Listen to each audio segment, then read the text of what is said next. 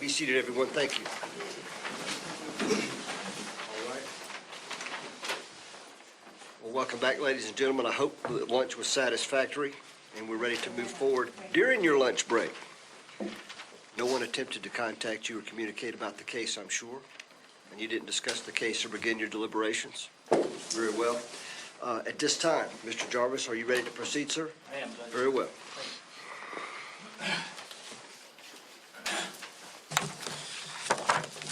Good afternoon.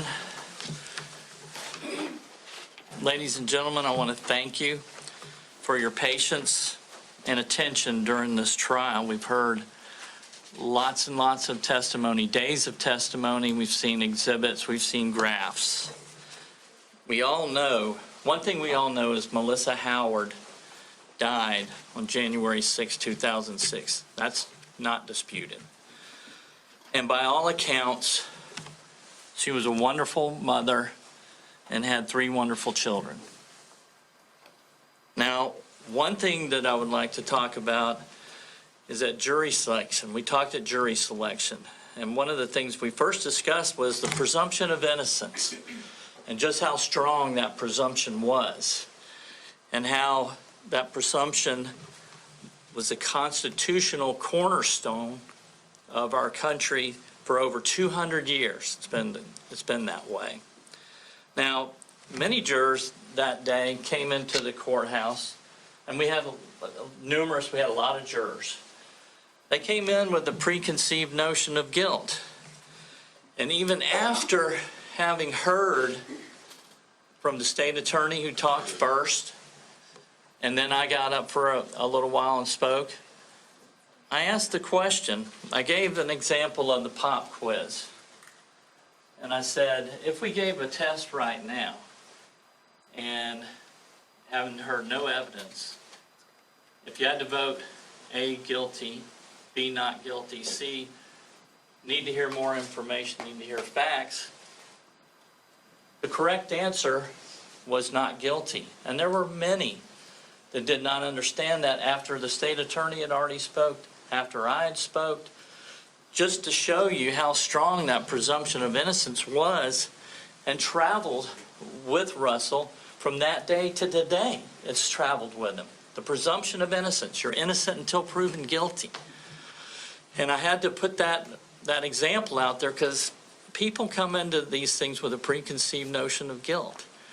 And, you know, it's just one of those things that although you're innocent until proven guilty, sometimes that seems a little too hard for people to understand, and that's why I gave that example. Now, we also discussed how this would not be a contest of how many witnesses were called and how many exhibits were presented. I mean, we spoke about that.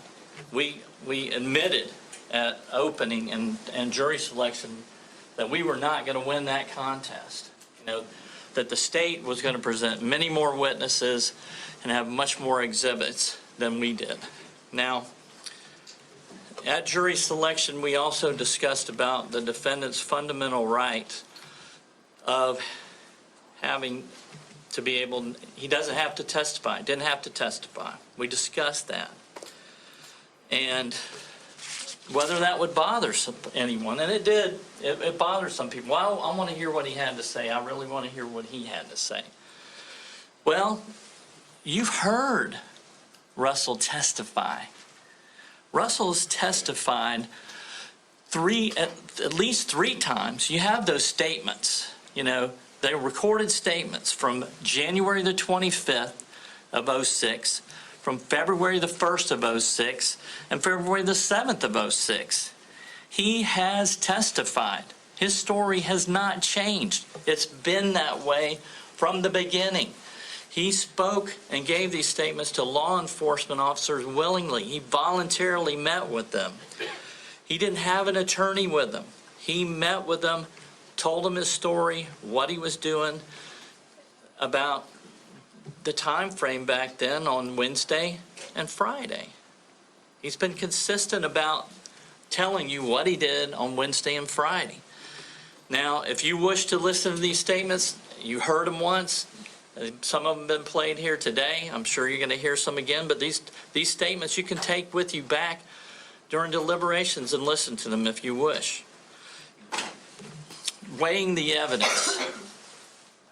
It is your province as jurors to weigh the evidence that's been presented at trial. It's not what the lawyers say.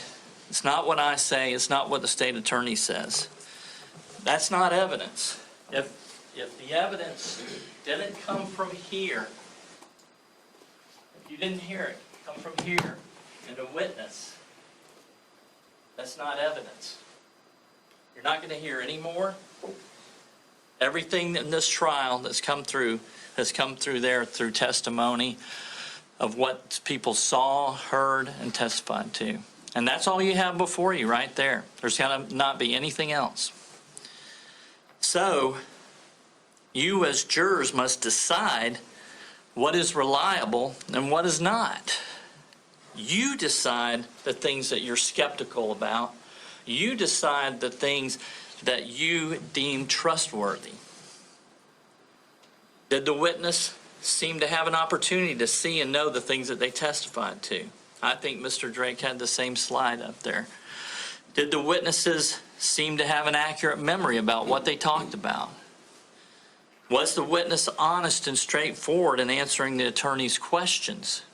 You saw the cross-examination of witnesses and you saw their answers. Did the witness have some interest in how the case should be decided? Did the witness have some interest in how the case should be decided? This case was personal, ladies and gentlemen. The evidence was personal to the Florida Department of Law Enforcement. They had been working on this case for a long time. They had started in 2006. They weren't getting anywhere. They had all these statements, no arrest, same material, same evidence, nothing. 2016, more agents get involved. They get a little bit more aggressive. And the DNA sample is submitted, and supposedly, according to them, they have a match. So what did they do? They started shaking the coconut tree, seeing if coconuts would fall if they went around telling people, hey, Russell, we got his DNA. He's a match. He's a match. And to see what people would do and what people would talk about. And nothing came forward on that.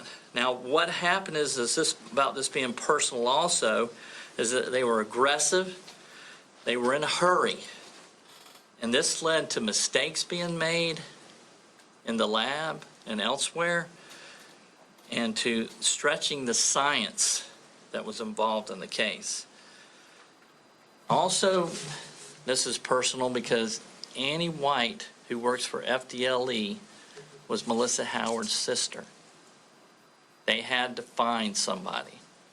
They had to find, this was one of their own, so it was personal. Now I want to talk to you a little bit about the night of the murder. On January the 6th, we know these things happened. Melissa Howard had been home. She had been playing games with her son Taylor. And she, according to Taylor, she was somewhat emotional and distraught for whatever reason. He couldn't put a finger on it, but she was emotional and distraught. And he eventually gets, she takes him to the Azteca to drop him off at Brian Howard for a party that was going to ensue at the Azteca. Now, when she came home, Christopher Cadenhead, her then boyfriend, had stayed at the house and was there upon her return. He soon left. Carrie was then home, and she testified that her mother had asked her, hey, why don't you stay home with me tonight?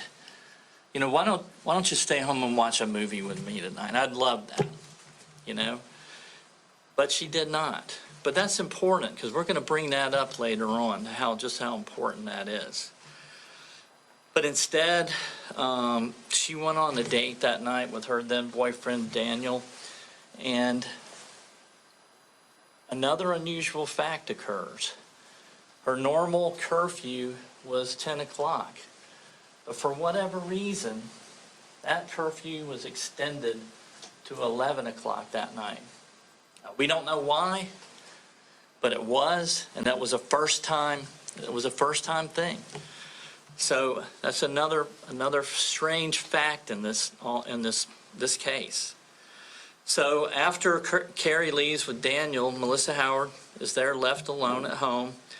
She proceeds to put on her pajamas and put on her comfortable clothes and watch a movie. And apparently it was a scary movie. There's been some testimony about what the name of something of Emily Rose, a horror movie.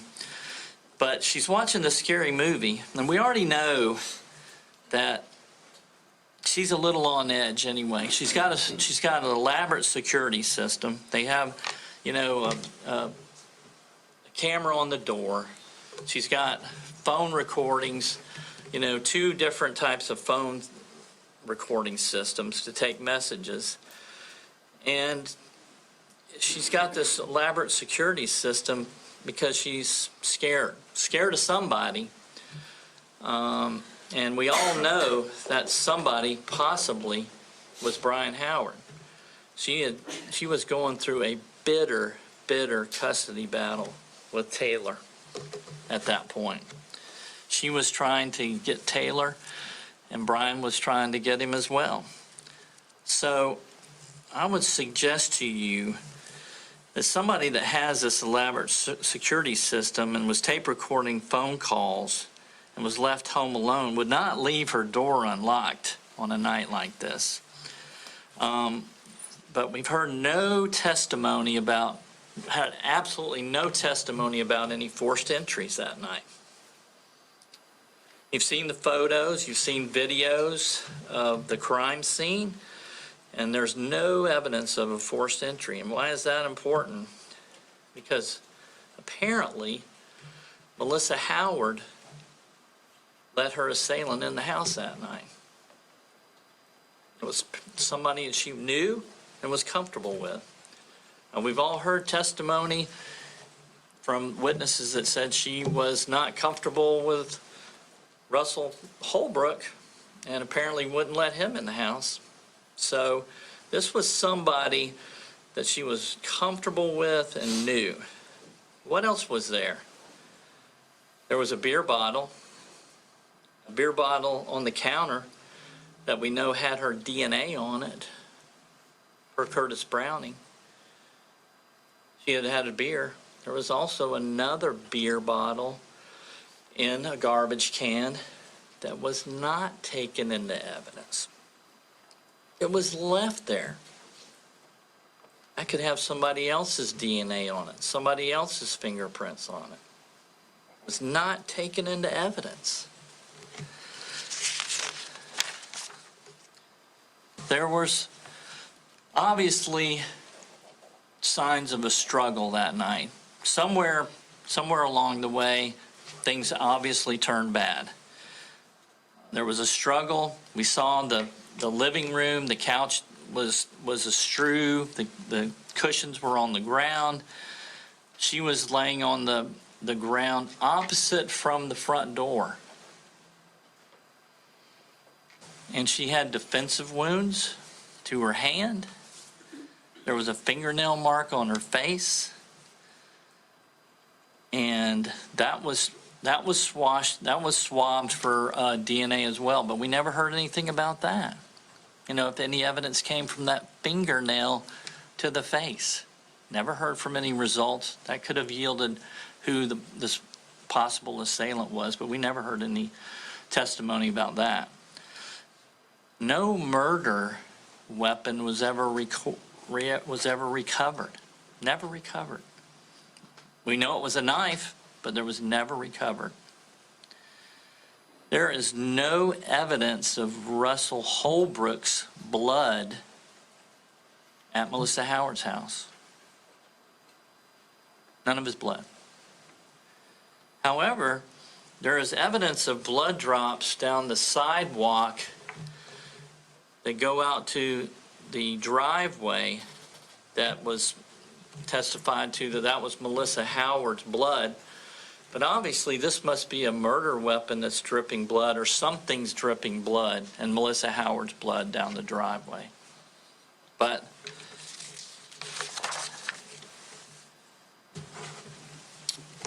what occurred that night at Melissa Howard's house took some time.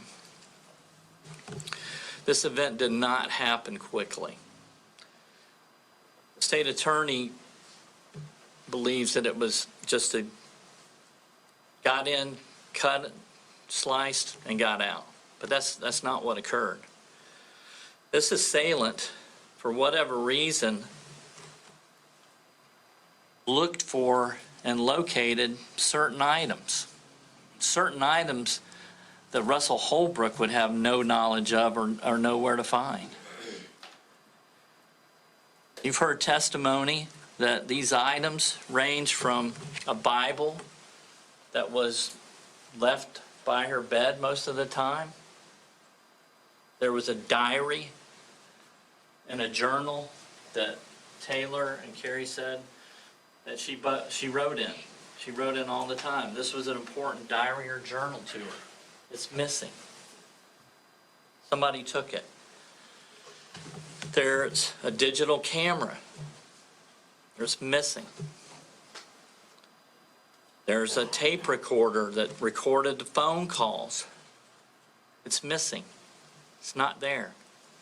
Somebody had to take it. Somebody had to get it along with this heinous murder. There's also a beanbag that everybody, there was testimony about that there was a beanbag there, and it was missing as well. We saw the photos and the video of the house. The house was ransacked. The couch cushions were in disarray. Chest of drawers in the bedroom were pulled out, and clothing was strewn everywhere. This takes time. This takes time to do all of those things, if you think about it. Get in the house, a murder's committed, then people are looking for stuff, they're having to gather stuff, and then leave. Russell could not have done that. There's no way. And I'm going to show you why when we show a timeline here in a few minutes. Now, you also heard that Mr. Cadenhead had a phone conversation with Melissa while she was watching the movie, that she was scared that night, and he said, hey, let the dog in. You know, so the family had a dog, large Labrador, so if we go by what Mr. Cadenhead told Melissa Howard to do, she let the dog in. Well, we also find that the dog was left out. When Mr. Cadenhead and Carrie and them eventually got home, that dog was outside. So that's another thing that had to be done. Either the dog had to be let out. Moving parts. There's a lot of moving parts here that you need to consider. Melissa Howard had asked Carrie to stay home that night and watch a movie with her. There's no evidence that Russell Holbrook had that knowledge. How would he have that knowledge? She could have been there. If this is the night of the perfect murder, you know, he doesn't have that knowledge that she would be there when he supposedly came by, as the state would have you believe. Carrie might have been there. She might have stayed home and watched a movie with her mom. Nobody knew that except her and her mother. There's no evidence that Russell knew that Melissa Howard was going to be home by herself that night. No evidence of that. You've heard no evidence of that. There's no evidence that Russell Holbrook knew about Carrie's curfew, that she was going to, they'll be extended to 11 o'clock instead of 10 o'clock that night. These are things that nobody could possibly know. Moving parts.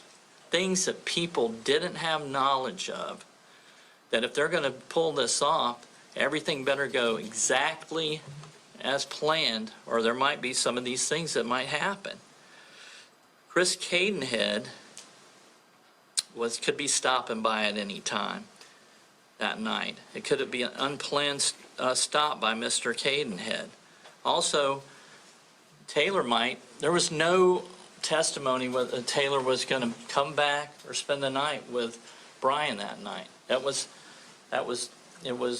Melissa's weekend to have Taylor, and we don't know whether he was returning her home or not. There was no testimony to that. Another moving part. You heard testimony from the people at the birthday party that Russell had extended an offer to people. Hey, I'm taking my kids home tonight. Does anybody want to come with? Does anybody want to ride with me? He extended an offer to see if somebody wanted to ride with him. If he's doing that, somebody says, sure, I'm coming. You can't make this up. I mean, that offer was extended. If somebody agrees to go, there's no way that that's going to happen that night. There's no way. It's just another thing, a moving part that no one could have known. There are a lot of moving parts in this thing that had to line up perfectly for this perfect murder to have occurred. And I suggest to you that Russell Holbrook did not do it. The evidence is just not there. We heard from the medical examiner. If you look, and this has already come in, but if you look at Melissa Howard and Christopher Cadenhead's phone, I think it's clear that there was a 12-minute phone call and that ended at 8:54. So that was kind of the last known time that we knew that Melissa Howard was alive. I think that's been established. But Cameron Snyder, the medical examiner, testified that the murder could have happened any time from then to as late as 10 o'clock, 10:15, 10:30, and late as 10:45. That came from the medical examiner. There's a lot of people that's timelines are not accounted for that time frame.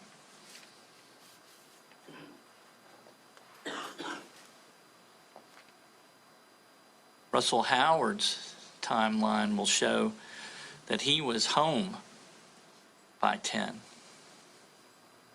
But there's others, we don't know their whereabouts from 10 to 11. Mr. Cameron talked about, I asked him questions about blood splatter. Could that get on someone? He had to answer, it's possible. He even stated that from her injuries that she might actually be expelling blood or blood particles. Her assailant would have had blood on that person. There would be some type of blood or blood splatter on that person.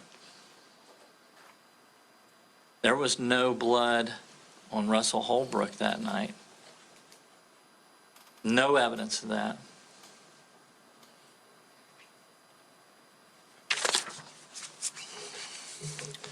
Now, my job is not to give you an alternative theory to what happened that night, but I'm going to give you one. And I'm going to say, let's look at Christopher Cadenhead. He was dating and seeing Melissa Howard since roughly October 2005. He had met her while he was on his UPS route. And that's significant.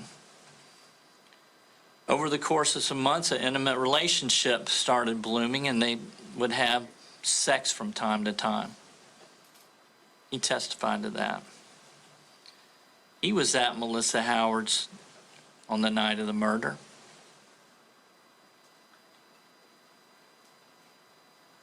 He had seen Taylor. He came in with a bag of some kind, and he was reluctant to let Taylor look in that bag. Taylor went to look at it, wouldn't let him look at it, and Taylor even stated he's being a jerk about it. Didn't want him to see what was in the bag. He was also confronted by police about a pregnancy test. What if Melissa Howard had confronted him and said, "Hey, I'm pregnant"? Now, we all know that, we know from evidence now that she had had her tubes tied. But do we know that Christopher Cadenhead had that knowledge? What if she confronted him and said, "I'm pregnant"? So now we have an individual that is having an affair, and he's married, and his wife doesn't know a thing about it. Creates kind of a dilemma for him. So Mr. Cadenhead says that he went home and he was packing up to go to this hunting camp. And that this hunting camp is up in Alabama, and the quickest route to is up 285. And that's where he was headed. He was headed up that way.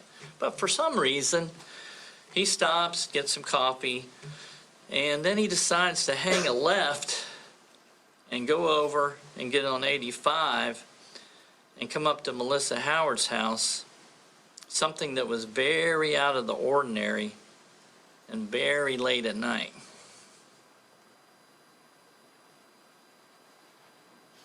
Never had spent the night there before. But here he is coming up late at night. Yeah, we have a phone call of the last phone conversation he had with her at 8:54. And we have a phone conversation of him with his wife, who is only alibi. His wife that didn't know that he was having an affair at the time is his only alibi, roughly in the 9 to 9:15 range. But Mr. Cadenhead testifies that he tried to call Melissa Howard on her cell phone and her home phone while he was en route. However, there's going to be, phone records are in. They are what they are. They're in. But what you're not going to find is a phone call to Melissa Howard on her cell or her home phone from Christopher Cadenhead from that night. It's not going to be there. So his whereabouts from that time frame that you've already seen from the state's own exhibits is unaccounted for from roughly 9:15-ish to 10:45 when he says he got there, or 10:50. You'll have to trust your own memories as to what you've seen and heard in evidence. I'm just trying to refresh that, what I've heard, but it's all left up to you about what you've heard and what you've seen and what's going back with you. But I submit to you that he doesn't have an alibi for that time frame, and the only alibi he has from the 9 o'clock time frame is from a wife who just finds out when she gets a 911 phone call and a phone call from Christopher Cadenhead all at the same time. Hey, I'm at this lady's house. She's dead. You know, why are you there? You know, well, I got something to tell you. 911, cell phone to the wife, all at the same time. She's learning about her husband having an affair with a now deceased woman. What else did we learn that's very telling? Curtis Browning tested items C1 and C2 in evidence from a UPS truck.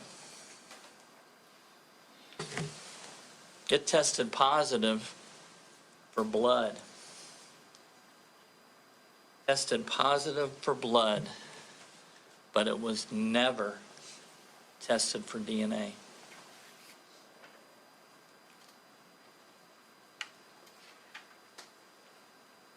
Tested positive for blood, was never tested for DNA.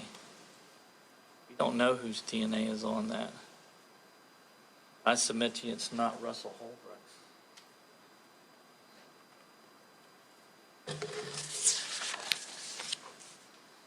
Brian Howard.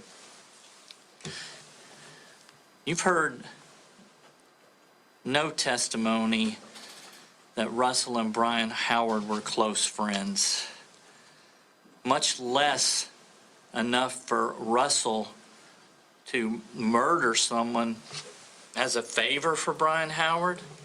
We've heard no connections as to why Brian Howard would somehow convince or get Russell Holbrook to do something for him about that. They weren't that close of friends. Allison Holbrook told you that they weren't that close of friends. Melissa Soule told you that. Darlene Cooper. There were many others, some called by the state, some called by the defense. They weren't good friends. Now, Michael Holbrook and Brian Howard, they knew each other. They had worked together. They had done jobs. And all you heard about Brian Howard, we heard from a lot of witnesses about the Azteca restaurant that night, and everybody seems to agree that people came home, and it was roughly around the 9 o'clock hour, but that Brian goes upstairs never to be seen from again. Everybody else downstairs. Everybody else is downstairs playing games, having fun. But Brian Howard is somehow upstairs sleeping, never to be seen from again. Does he have an alibi from that time frame? I don't know. That's up for you guys to decide. But if somebody has a motive, maybe it's the one that has a bitter custody battle going on with his now dead wife. Crime scene evidence. We talked a little bit about it, but the crime scene technician, Haley Hill, testified up there. And she testified on, and you have to listen, on cross-examination, she was questioned as to the trash and the garbage cans. And we heard testimony that one beer bottle was taken and tested, and in fact had DNA on it, was Melissa Howard's, but yet there was another beer bottle that was in a garbage can that was not taken and processed. Another beer bottle. It's obvious that Miss Howard had somebody there, and evidently they were having a beer together, or maybe she had two, I don't know. But there was at least evidence that there was another beer bottle there that could have been tested. But it was not. It wasn't even taken into evidence. We'll never know. We'll never know whether that had any evidence or not.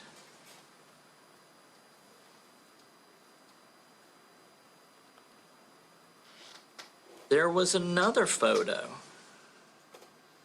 one of the bedroom garbage can that had what appeared to be wipes or something with red tint to it. We saw it. We saw it. Had some type, what looked like could be blood. And when asked on cross-examination, she said, well, I just didn't deem it worthy. I didn't deem it worthy of taking in evidence. Well, It's worthy because we're here having to talk about it and ask about it. What if that has blood on it? What if that has DNA on it? Maybe that could have shed some light on who the killer was that night. But we'll never know. It wasn't taken into evidence. She picked and chose what she thought was worthy of being taken into evidence. These are things that should bother you.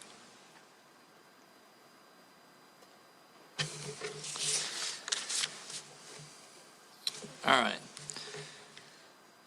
I want to talk about Russell's lack of opportunity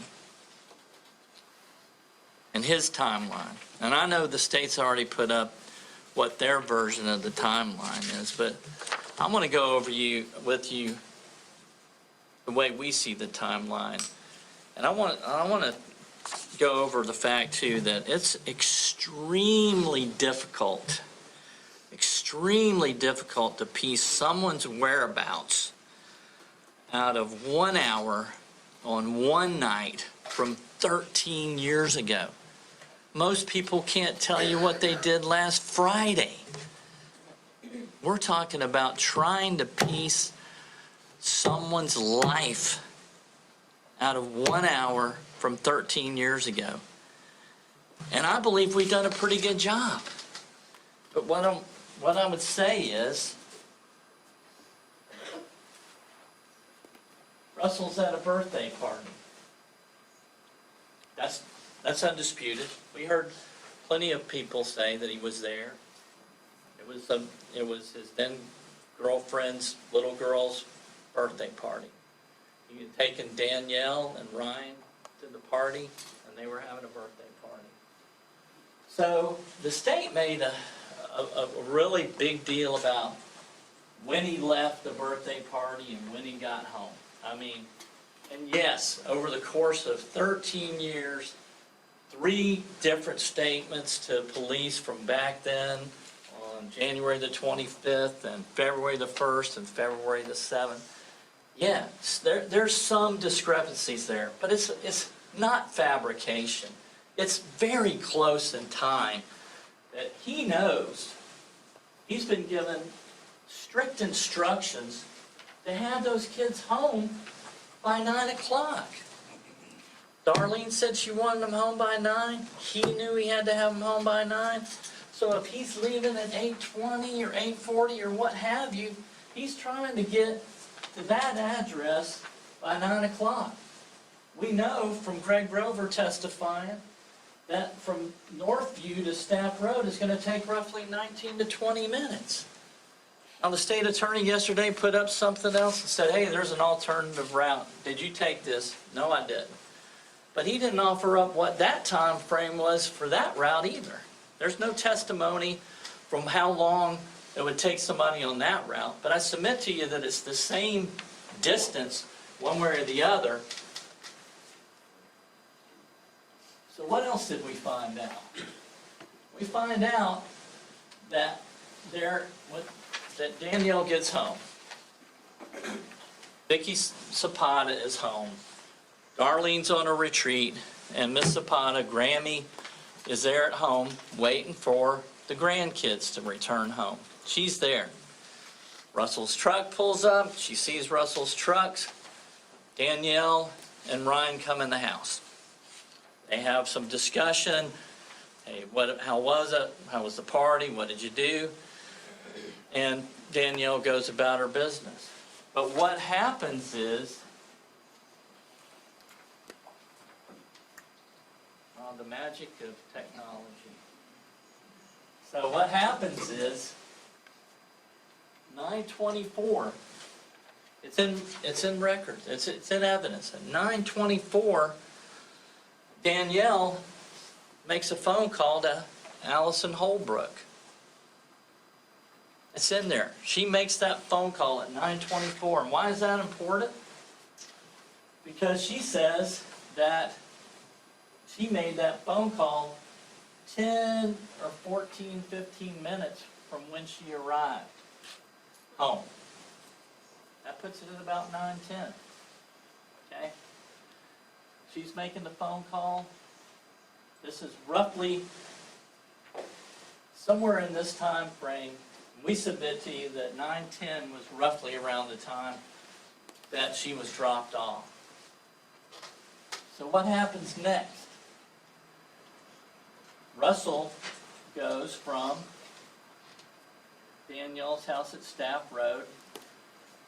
He's given many statements. You can listen to them again. Feel free to. I want you to. That he leaves Staff Road and goes to the Exxon station. We're going to find out that that's roughly 14, 16 minutes from Staff Road to the Exxon station. Over right off by I-10. Real close to the Walmart. And what you're going to find out is they go in the Exxon station. I think you're going to hear Russell going back and forth talking about, you know, when they were at the Exxon station. Well, he doesn't find the medication he needs. Didn't find it. Michael might have bought a drink. But anyway, they didn't find the medication that he needed. So what happens? What happens? It's very important. 9:29, there's a phone call. Another phone call. Russell is calling Gina, as most husbands do. Hey, what kind of medication do you need? What exactly are you looking for? Because they don't have it here. They don't have it here. Well, you need to go to Walmart. All right, we'll go to Walmart. But these are very important times in the timeline that we're going to talk about. That the state was trying to show you that there's time to do this heinous murder, and there's not. There's just not there. There's no time for this to have occurred. It's just not there. You add up what had to happen and the time frames, and you just don't have the time to do this heinous murder. So what happens? So we go from Exxon to Walmart. Well, that's roughly another, it's close. It's roughly another 3 to 5 minutes to get there. So we can see where this time is going. And the lack of opportunity for anything to be done, for any murder, for Russell to have done any murder. There's no time. So what happens? They get to Walmart. They get to Walmart. There's a video. They're at Walmart. The state wants to make some type of big deal about the time frame of when he's telling other people in their statements about when he got there. Well, it doesn't matter because the tape tells you when they got there. They got there at 9:35. They stayed there till 9:40. You see, it's there. It's on tape. 9:40. You see them walking. They're doing exactly what they're supposed to be doing. Russell's going to the pharmacy. He's going and looking down, looking at just like anybody else would. There's like 20 different medications. I got to get the right one, so I got to read them all. You see him bending down, looking at, making sure he's getting the right medication. And you see Michael there. The state's insinuating that he's doing something with his hands, and they're trying to tell you that he's wiping off blood. I don't see that, but y'all look at it. Y'all look at the video. That's not what I saw. You look at it and see if that's what you see. What I see is two guys going into Walmart looking for some medication, getting the medication. They go through the checkout line. You see them leave at 9:40, and lo and behold, they're going home. Takes 7 minutes to get home, and he gets home 9:47, right around 10.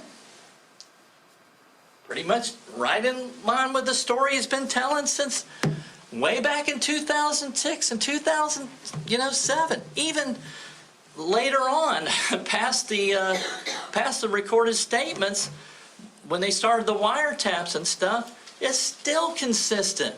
This is what they did. This is where they were. That story hasn't changed. It might have gotten a little mixed up in some of the times, but the story stays the same. So what do? They go back to the party. Were they acting like they had, as the state would have you believe, when they were walking into Walmart? Did they look like that Russell had just committed a murder? I don't think so. That's not what I saw. Now, what do they do when they leave Walmart? They go back to the birthday party. Melissa Soule testified up there. That's Michael's wife. She testified that the same clothing that they left the party is the same clothing that they came back from the party. Same clothing, no blood splatter, no blood, no sign of any evidence of foul play on Russell. None.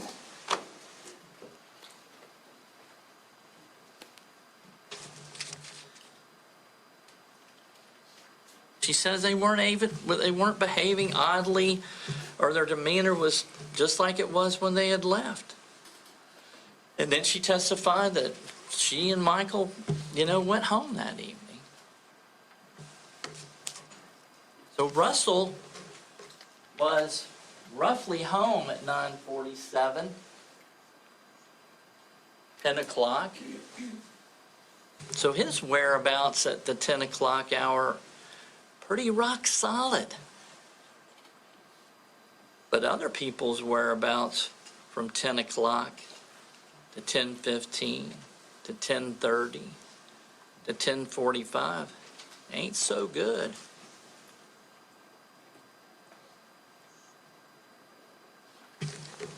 There just wasn't enough time. You can do the math. There's just not enough time for Russell Holbrook to do the things that the state's accusing him of doing in this time frame, and do the things that were necessary to be done. The murder, the items that had to be taken, all the things that we've discussed prior, the things that had to be taken from there and taken out. Just not enough time. It's just not there. The state brought up an interesting thing, motive. It says it's not a robbery. Okay? It's not a robbery. The purse was still there. Okay? Well, I'll give them that. But talk about motive. Where is the motive? Where is the motive for Russell to do this? Where is it? It doesn't exist. Where's the why? Why? Why is he doing this? Why would Russell murder Melissa Howard? He's doing it for a favor for Brian Howard, somebody he barely knows? There's no connecting of the dots. But yet they want to tell you that Brian Howard somehow got Russell Holbrook to do this heinous murder for him. But where is it? Where's the evidence? It's not there. There is absolutely no evidence of Brian Howard and Russell Holbrook conniving or scheming to do this. It's not there. You've not heard any evidence of any of that from that witness stand. We heard testimony that Brian Howard and Russell Holbrook aren't even really that close of friends. They saw each other sporadically, maybe at some birthday parties and other functions, and that was it. About the only real semi-connection is that Michael was somewhat friends with Brian, but you know, and yeah, you saw it, there's a push to talk, conversation between Michael and Brian. It's there.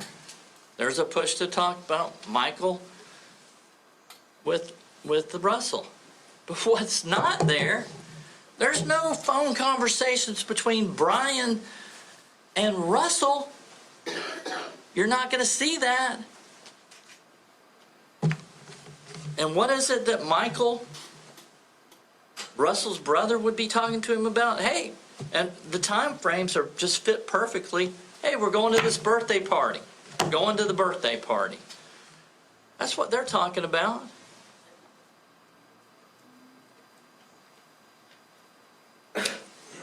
Allison Holbrook was living with Brian Howard back then. Russell was trying to find out, you know, what was going on. But did he contact Brian Howard to say, hey, what's going on? No. He goes to see Melissa Howard. And I'm going to get more into that. But that's who he goes to see to find out information about Allison and what's going on in his divorce. You know, that's why he went over there the Wednesday night. Again, where is the motive? Where is the why? There's no paper trail. There's no money exchanged. There's nothing, no incentives by Brian Howard to Russell Holbrook for him to do this murder of his ex-wife. It's not there. You haven't heard any testimony to that. And there's no evidence of it.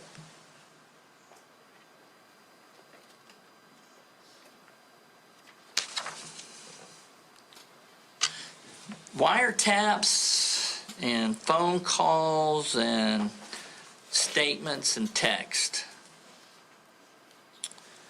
You know, the one thing that we haven't heard from in all of those things, and over thousands of taped phone conversations, 3 recorded statements going back to January of 2006 and February, we've heard no confession, never an admission that Russell did this. Nowhere. Never confessed to it, never admitted to it. It's just not there. He's told each time what happened every single time. Now, it's not what they want to hear.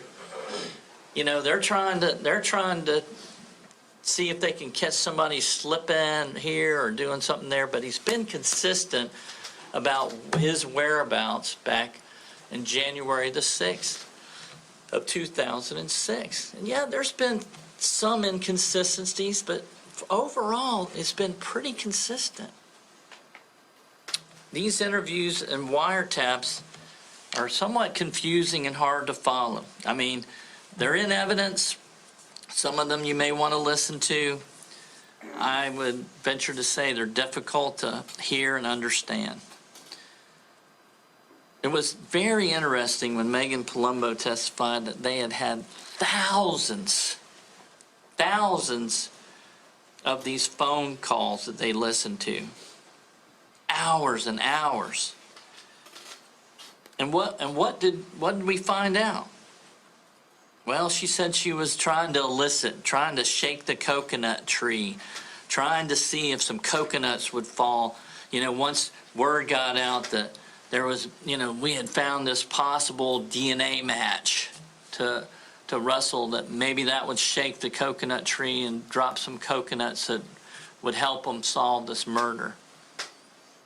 Well, 10 years after the murder, nothing. From 2016, nothing. Never anybody on the Coconut Telegraph saying anything. I don't know anything new. I don't know. Even they say he has his DNA, but I don't think he did it. You know, I don't see where he could have done it. just not shaking the coconut tree. They're not getting the information they want. Try and try as they might. Thousands of wiretaps and phone calls. Now, in some of these phone calls and wiretaps, there appears to be some confusion about the Wednesday night that Russell, January the 4th, the Wednesday night that he goes over to Melissa's house. He's admitted that he went over to Melissa's house. He's admitted that. He admitted that on his very first statement given in January 25th. He admitted that he was over there. Yeah, he got asked early on, well, it's probably been a couple years since I've been over there, but when confronted, and you can look at it about that time frame of when that occurred, it's like 4 minutes into that phone conversation. He gets asked point blank, did you go to Melissa Howard's on February the 4th? Yeah, I was there. I went there. I went over there to talk to her about Allison. I know she's living at Bryant's, and I just wanted to get some information on, because we're going through this domestic, divorce that we're talking about. There may be some confusion over whether Michael was with him or Michael wasn't, whether Carrie was there or whether Carrie wasn't. But it's pretty consistent that he went there that night. He had flagged, according to, you'll go back and listen to his statements, but he flagged him down. He didn't know where Melissa Howard lived, flagged her down to get directions, followed her to her house. She let him in. He was in the house. They talked. And then he left. There was nothing threatening about that. You never heard any testimony other than the strange testimony from the attorney. You never heard any testimony from Carrie or Taylor, stating that, wow, after Russell Holbrook had visited with Mom, she was real upset, crying and upset about his visit. They never said any of that. Only from the attorney did that supposedly come out. And what else did she say? That during the hearings on this bitter divorce that Brian Howard and Melissa Howard were going through, what did she tell you? Things got so bad, so heated and contentious, I had to have court security walk me out at times. She was that scared of Brian Howard. That's what the attorney said.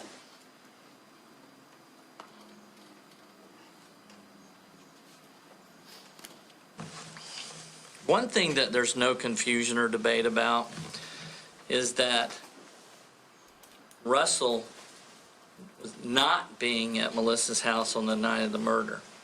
There's no confusion or debate about that. He's never said anything about being over at her house that night.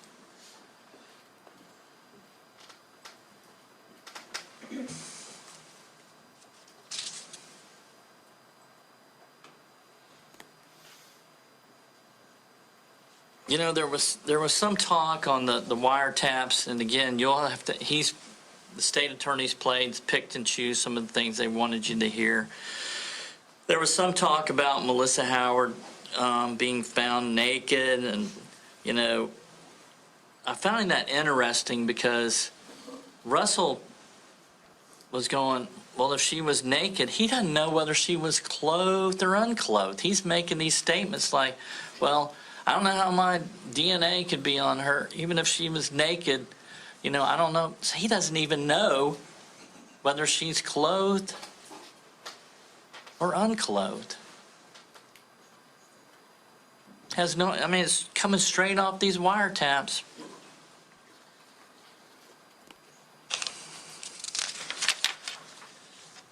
There, you hear some raw talk and some colorful language, amongst these brothers, and there's some curse words.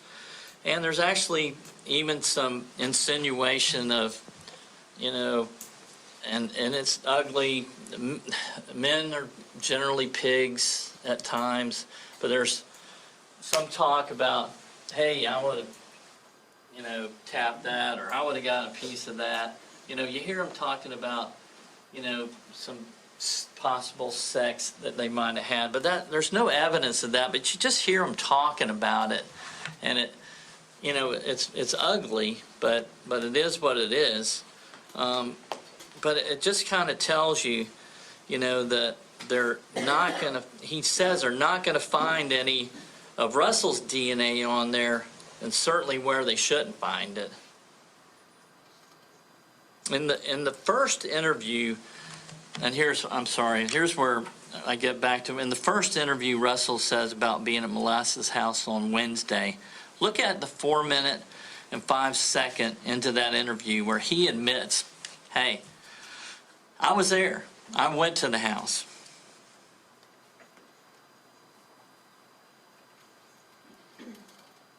And there was also on one of those statements where law enforcement says and tells him that, hey, we got your fingerprints and DNA at the house at 2006. You've heard no evidence of Russell's fingerprints being at Melissa Howard's house. But yet they told him that. And we got your fingerprints and we got your DNA. No, they don't. It's not there. It's not in evidence. You're not going to see it. What have we learned from the interviews that they had way back in 2013? They had all this information back then. They had it. There was never arrest. They had the same information back there. Apparently it was never enough to do anything, and they didn't. What did they have? Even with the wiretaps in 2016, they got absolutely nothing. They got no new information.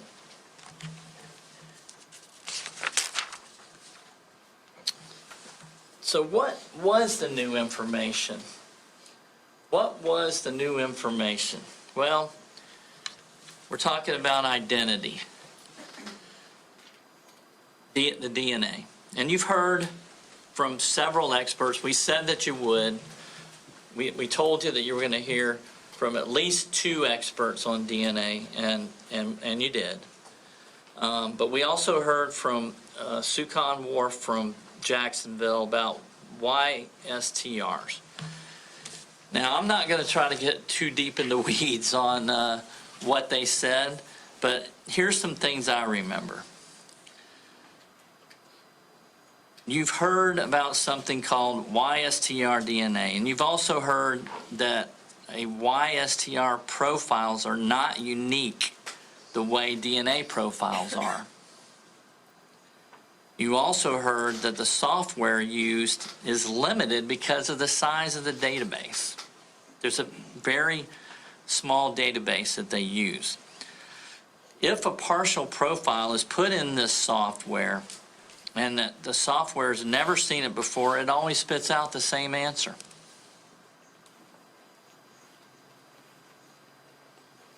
The partial profile in this case was as common as 1 in 3,446 for Caucasian males. We had to ask her that on the stand. Ms. Wharf also testified when confronted on the slides that there were only 8 of a possible 17 locations that she found. That's not even half. 8 of a possible 17 locations. And what else did she tell you? That's only 1 location above the minimum that they can even do one of these tests on. That's 1 location below what the FDLE is required to even use a partial profile. Barely made it. Is that enough? Is that what you want the government to be doing? Now, I want to show you something.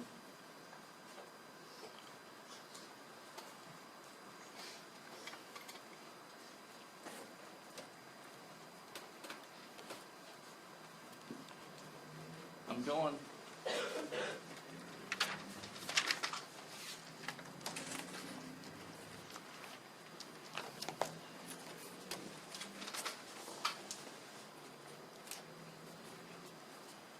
All right, you've seen all the bells and whistles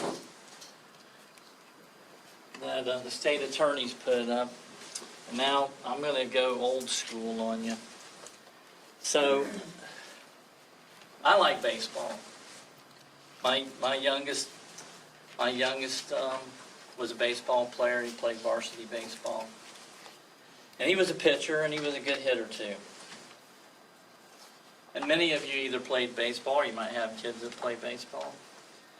So I would always, when he was pitching, I'd always stand behind the umpire because I wanted to see the strike zone, wanted to watch.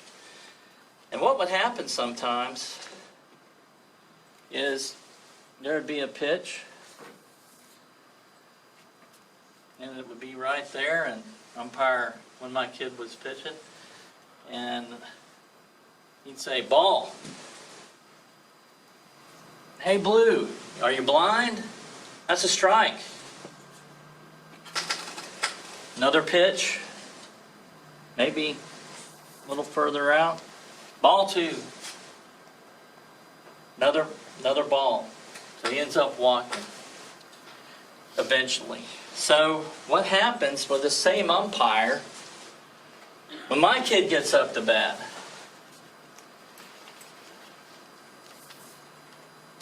Strike. Ball's outside. That's a strike. Pitch over here. That's a strike. Strikes out after 3 strikes. And I say, that's all right.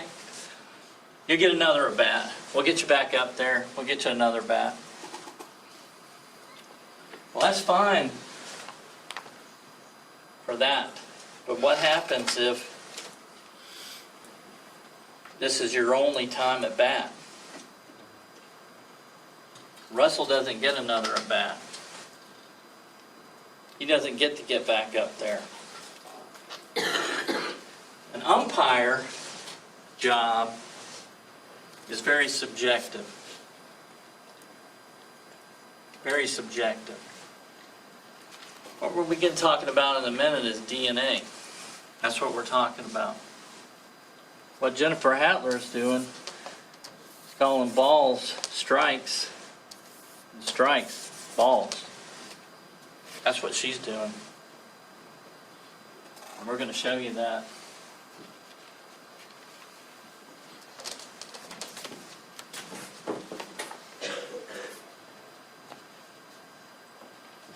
Normally, I would suggest to you that DNA is the gold standard.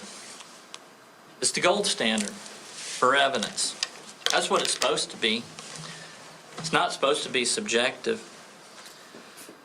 Wasn't the gold standard in this case. And we promised and told you that you'd hear from 2 experts, and you did. You heard from the state, from Jennifer Hattler from the FDLE, and you heard from Candy Zulegger, our DNA expert. One tells you that it's a match. One says it's not a match. But what I can tell you is, when there are mixtures, it really muddies the water when you have mixtures. When the FDLE lab analyst is letting the lead agents into the lab and literally standing over the lab, there's a lot of pressure to produce a match. And that gets back to the anti-white thing that's with FDLE. We've got to solve this. We have to get a match. We have to do it for one of our own. It's personal. And I'm suggesting to you that this pressure, this undue pressure to produce a match caused mistakes to happen. We heard there was a contamination in this case. there was a contamination in this very case. Now, the state will tell you, well, that didn't have anything to do with the B20E sample. Well, what if it did? What if there were other mistakes? We already know that there was a contamination in this very case. What if other mistakes were made?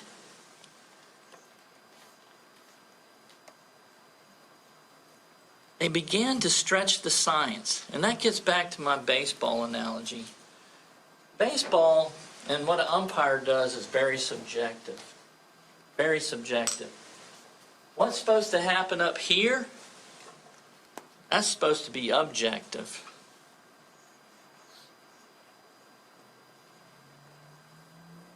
We're not calling balls and strikes. We're calling DNA. We're calling stochastic thresholds. Jennifer Hattler interpreted data that was below the stochastic threshold. And you'll have to forgive me. I know that y'all heard more about DNA last week than you care to hear about in a lifetime. But, we talked about stochastic thresholds. And why is that important? Because we learned that means that there's a higher chance of errors if it's below the stochastic threshold. What did we find out? What is Jennifer Hattler doing? She's messing with the numbers.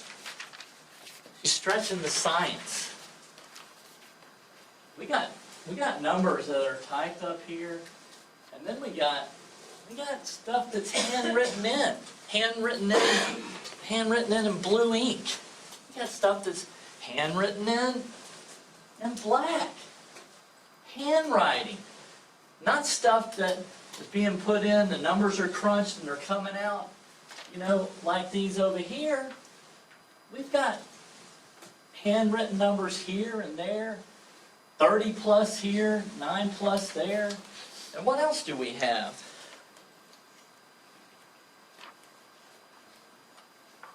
We have a B20E sample where a 29 is thrown away with a 31.5 location thrown away.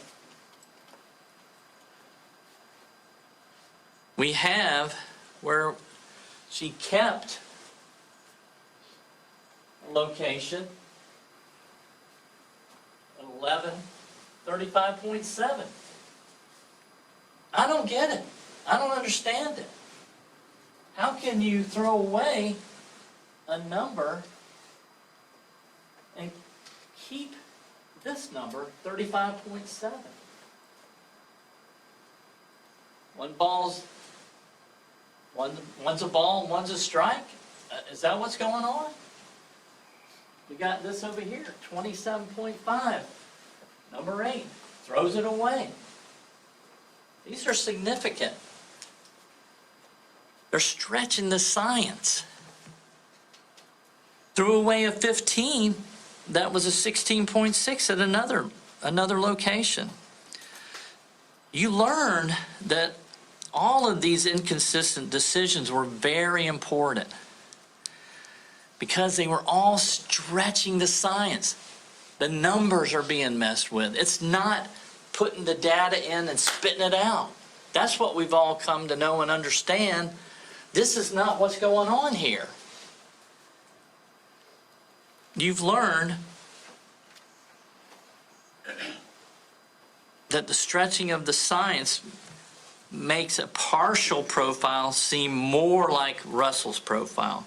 In regular DNA, we've learned that a partial profile that is close is only that, close. It's not a match. It's not a match. We also learned that all of this DNA, but one peak was below what they called the stochastic threshold. We've heard that testimony. We also still do not know how many people Jennifer Hattler thinks is in the B20E sample. Her own testimony. This is her own testimony. She says, Jennifer Hattler will tell you, that there are only 2 donors. If there are only 2 donors, Russell Holbrook is excluded.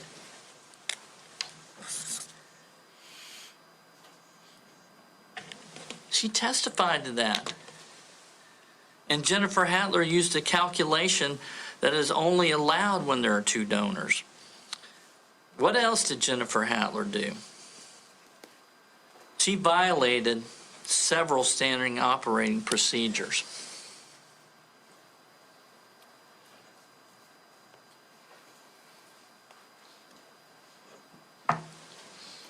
And I believe through the magic of technology that they will appear.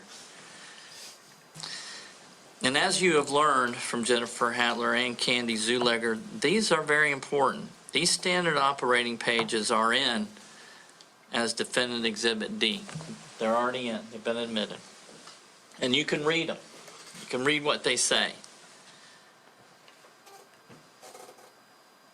Jennifer Hattler needed, on one hand, to be a 2-person mixture in order to be allowed to resolve it because it's below the stochastic threshold. But she needed a 3-person mixture in order to throw away the alleles that Russell does not have and that would have excluded him. This is not the type of DNA that you want the government to be running on people. It's not. It's not the gold standard that we're used to. Mistakes were made. Pressure was given. And they had to come up with something, and they did.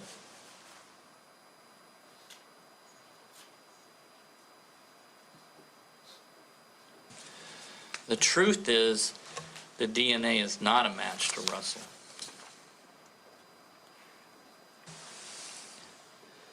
The only thing that we've learned about is that this partial profile was stretched beyond the science and that Russell cannot be excluded. That means a lot of other people could have left the foreign DNA from that B-20 sweatshirt. We've also learned that over the years, that very piece of evidence has been opened up and spread out with people entering the lab, not with protective clothing, and not the way that it's supposed to be done. There's contaminations that occur. Jennifer Hattler even states that contaminations occurred when her own baby's DNA showed up on some samples, not in this case, but in other cases. There's a lot of sloppy work going on, and mistakes are being made.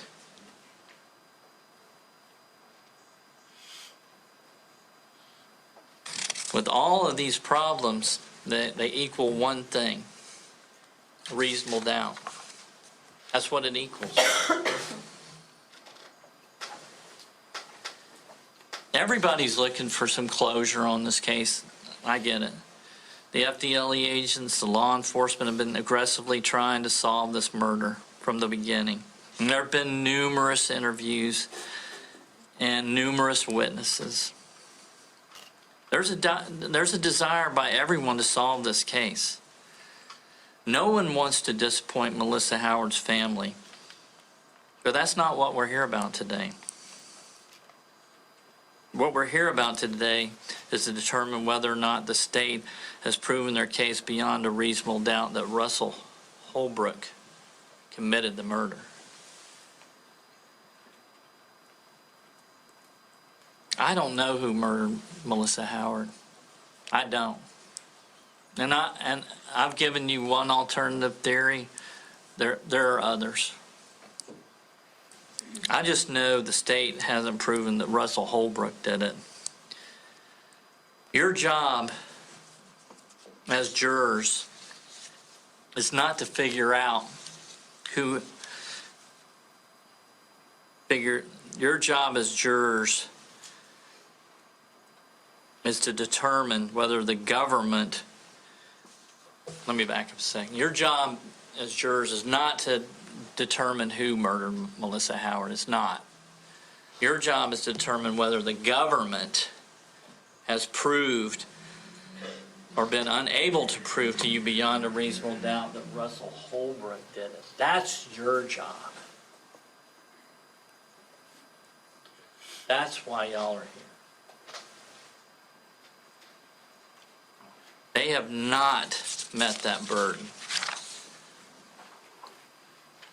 Now, I'm going to talk to you about reasonable doubt. And the state put up a slide earlier. And I'm going to read that, and I'm going to read the rest of it, what it says. I'm going to read to you all of it. And you're going to hear it again, because the judge is going to read it to you. A reasonable doubt is not a mere possible doubt, a speculative, imaginary, or forced doubt. Such a doubt must not influence you to return a verdict of not guilty if you have an abiding conviction of guilt. On the other hand, if after carefully considering, comparing, and weighing all the evidence, there is not an abiding conviction of guilt, or if having a conviction, it's one that is not stable, but wavers and vacillates, then the charge is not proved beyond a reasonable doubt. And you must find the defendant not guilty because the doubt is reasonable. Wavers and vacillates. Vacillates going back and forth. Waver. I'm wavering on this. These are words of doubt. And if you have those words are in your thoughts or in your vocabulary or what you're talking about when you go back to deliberation, those are words of doubt, and you must find Russell Holbrook not guilty. It is to the evidence that's been introduced at trial and to it alone that you're to look for proof in this case. A reasonable doubt as to the guilt of Russell Holbrook may arise from the evidence, conflicts in the evidence, or a lack of evidence. If you have any of those, the doubt is reasonable, because that's where reasonable doubt can come from. I'm going to show you one more low-tech, old-school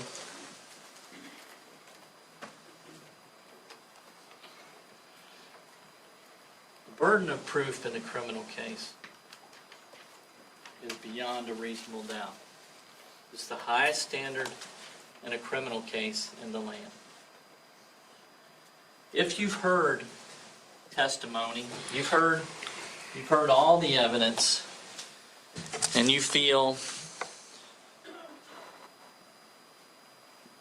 that you haven't heard enough, you've got to vote not guilty. But here's what else you got to do, and we'll walk up through it. If you've heard evidence that you think, well, it's highly unlikely that he did it, those are words of reasonable doubt. It's probably less than likely that he did it. Probably not. Unlikely. Possibly not. Probably didn't do it. Possibly didn't do it. Maybe not. Maybe he didn't do it. Maybe he did. Perhaps. Maybe he did do it. So we're easing up. And I don't know where everybody's thought process is on this. This is up to you. I'm just telling you, if this is the way you're thinking, or you have unanswered questions, and you're not rock solid on where you are, I'm going to refer you, this is where you go. Not guilty. I suspect that he probably did it. I suspect he did it. That's reasonable doubt. It's not enough. Not enough. He's possibly guilty. He probably did it. I don't know. I think he probably did. I don't know whether he did it or not, but he probably did. You have to go back here to not guilty. He likely did it. I think he likely did it. Not guilty. I have a strong belief that he did it. You have to vote not guilty.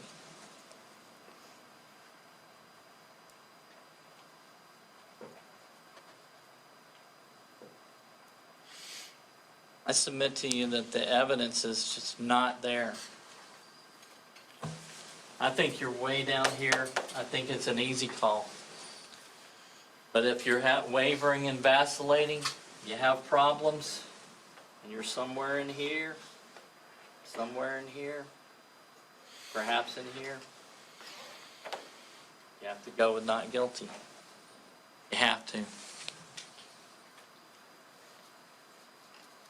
If there's unanswered questions, what if this? Wish I'd have heard from this person. Why didn't we hear from him? Has to come from there. If you didn't hear it from there, it's not in evidence, not for you to decide.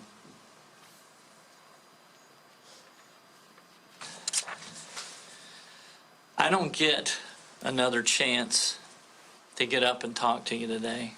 This is it for me. The state has talked to you already. I'm going to be sitting down in a minute, and I'm going to be done. I'm just going to have to sit over there and listen to whatever it is the state attorney gets up here and tells you. So I ask you to consider this.